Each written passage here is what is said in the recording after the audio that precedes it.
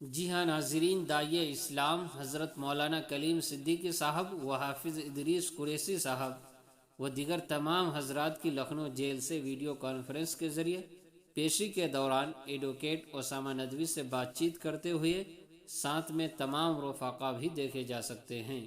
آپ سے دعاؤں کی درخواست ہے، تمام لوگوں کی رہائی خیر و عافیت کے ساتھ جلد از جلد ہو جائے۔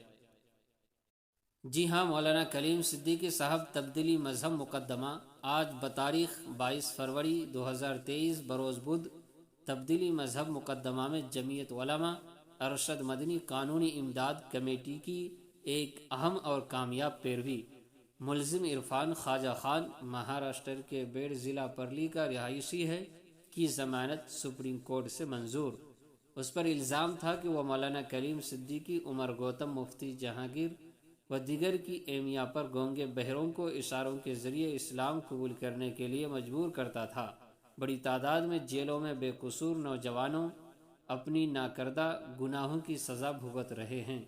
جمعیت علماء مسلسل ان کی رہائی کی کوشش کر رہے ہیں۔ آپ حضرات سے خصوصی دعاؤں کی درخواست ہے تاکہ جلد از جلد ان ملزمین کی رہائی عمل میں آ سکے۔ تو دوستو، اس ویڈیو کو زیادہ سے زیادہ شیئر کریں، لائک کریں، کمنٹ کریں اور چینل کو سبسکرائب